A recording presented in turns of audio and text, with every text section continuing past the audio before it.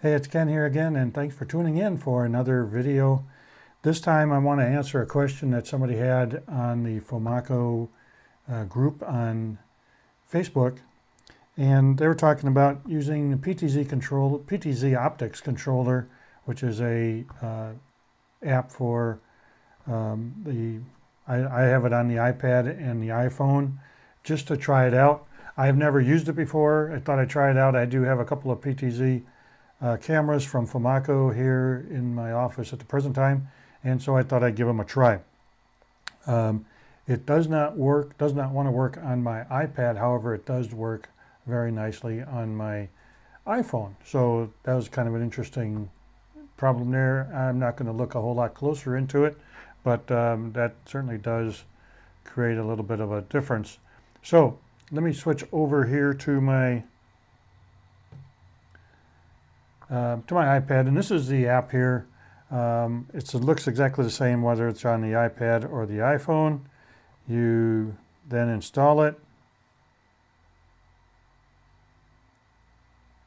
Hey, if you like what you're seeing, please subscribe, smash that like button, share this with others, and help me get the word out so that others can take advantage of technology in their small churches on a budget. Now back to the video. Okay, it's showing about 7 seconds left here. It's about 2.5 minutes that it took to install. And I cut out the middle part and it is installed. So I'm going to open, it's going to go to here, and you're going to get the intro, slide it 3-4 times, and you get the get started down at the bottom. So I'm going to hit the get started, and it's going to want to allow PC to check your network, so allow it. Now, this is what I've been getting on each one. It says a Linux. This is actually not a camera. It's my FoMaKo FoMaKo controller, and you can see it. You can see it right here. If I switch over, here's the FoMaKo camera. So this is what it's seeing at that. So it doesn't even want to do anything with that. So I'm going to go back to here. I'm going to, at this time, switch over from my iPad to my iPhone, since I do know that my iPad does not work.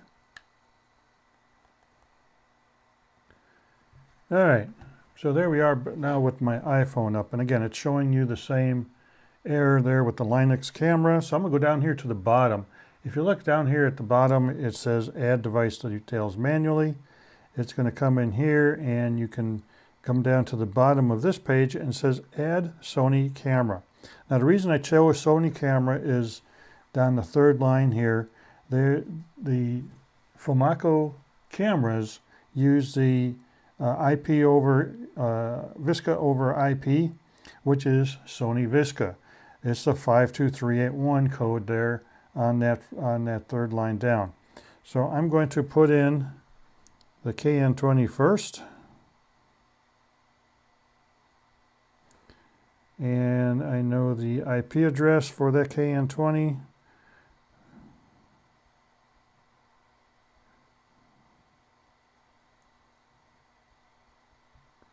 Okay. Now, that's what I've been putting in. I don't know the camera sequence number. I'm not going to worry about that. I'm going to hit done and next. It says cameras added, and it brings up the camera. Now, notice it doesn't say, it says status unavailable. So I'm assuming there is something else going on with the PTZ Optics cameras that allows it to get the status. I'm going to hit open. This takes a while. All right, there it is. Now up in the top here where it says connection failed right now, and now it's where it's searching, that should give you a picture of from the camera. This does not work again with the KN20. I'm going to show you a different one that it does work on. So if I go over to, all right, there's the KN20 view, looking over right from over here. And at this point, I can move this anywhere I want to move. And you can see in the small window, you can see that I'm manually moving this around.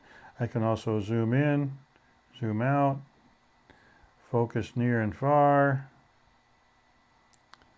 and I can use presets. So I'm going to call up presets, And I'm going to go preset 3, boom. And it goes over to preset 3, call up preset 2, zooms in, call up preset 1, which are the only 3 I have in here at the present time, and it brings me back to here. So there it is. It does work with the KN20. So I'm going to go back and I'm going to install another camera. So I'm going to go back over here and I'm going to install, again, this brings up the Linux problem, add manually, add Sony. I have a K20UH.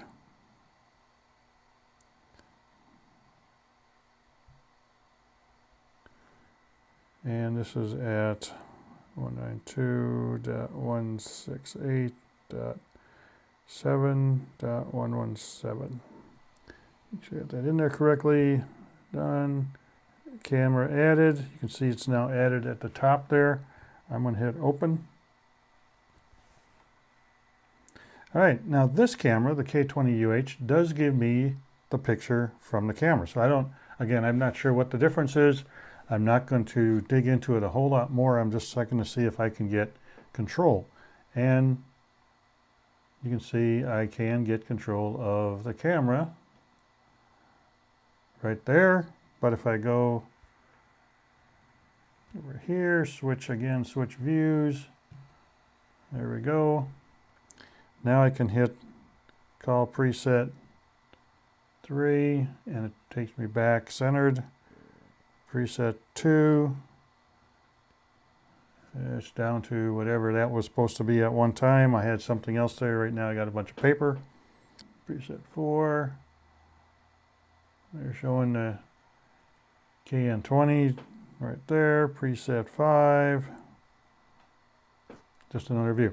So you can see where